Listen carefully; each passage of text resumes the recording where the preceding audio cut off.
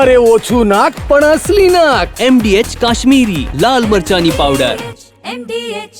સુરતના બમરોલીમાં આરોગ્ય વિભાગે દરોડા પાડ્યા છે. ડેરી અને ખાણીપીણીના એકમ પર તપાસ ચલાવાઈ રહી છે. એક્સપાયરી ડેટ વીતેલો આઈસ્ક્રીમ મળી આવ્યો હતો. ઘણી દુકાનોમાંથી અખાદ્ય ચીજવસ્તુ હાથ લાગી છે. પ્રતિબંધિત પ્લાસ્ટિકની થેલીઓ પણ કબજે કરાઈ હોવાના સમાચાર છે. બમરોલી વિસ્તારમાં અલગ અલગ ખાદ્ય પદાર્થના એકમો પર હાલમાં તપાસ ચાલી રહી છે. એક્સપાયરી ડેટ વીતી ચૂકી હોય તેવો આઈસ્ક્રીમ મળી આવ્યો હોવાના સમાચાર. ઘણી દુકાનોમાંથી અખાદ્ય ચીજવસ્તુઓ પણ મળી આવી છે. આ તમામ એકમો સામે કાર્યવાહી વધુ વાત કરવા જોડાશે અમારા સંવાદદાતા બળદેવ. કયા પ્રકારની કાર્યવાહી અને કઈ પ્રકારની દંડાત્મક કાર્યવાહી પણ થવાની છે?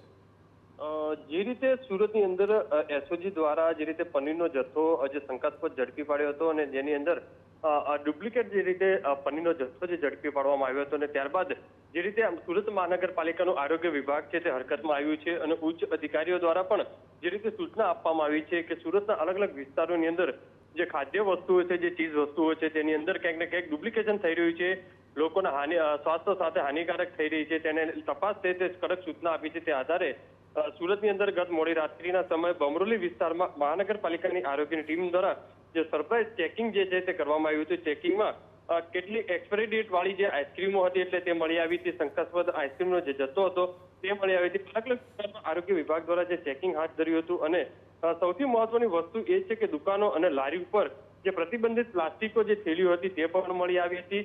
એટલે કહી શકાય કે આ તમામ જે ચીજ વસ્તુઓ છે, તમામ જે વસ્તુઓ છે તે ક્યાંક ને ક્યાંક બનાવતી વખતે જે બેદરકારી દાખવવામાં આવતી હોય છે અને તેના કારણે અનેક લોકોને જે સ્વાસ્થ્ય સાથે સીધું નુકસાન થતું હોય છે. હાલમાં તો આરોગ્ય વિભાગ દ્વારા તમામ જે આઈસ્ક્રીમનો જથ્થો છે તે નાશ કર્યો છે અને દુકાનદાર અને દંડની જે કાર્યવાહી છે તે કરવામાં આવી રહી છે.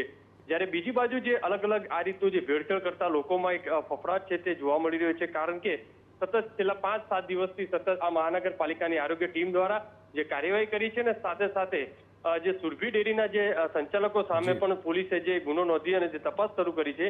એટલે એક દાખલારૂપ જે કિસ્સો જે સામે આવ્યો છે ને તેને લઈને આ જે આખી જે કાર્યવાહી છે તે શરૂ કરવામાં આવી છે. ધન્યવાદ બળદેવ તમામ જાણકારી બદલ. તો હાલમાં આરોગ્ય વિભાગ એક્શન મોડમાં આવી ગયું છે. અલગ અલગ ઠેકાણાઓ પર હાલમાં તપાસ થઈ રહી છે.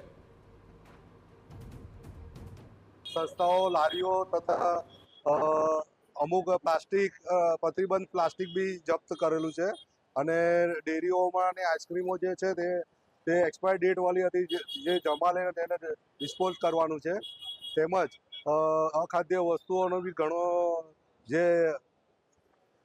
જેનો બી નાશ કરવા માટે અમે અત્યારે ગાડી બોલાવેલી છે. જે તમામ વસ્તુ અમે અત્યારે નાશ કરશું. MDH બિરયાની મસાલા, પારંપરિક બિરયાનીનો અસલી સ્વાદ. MDH.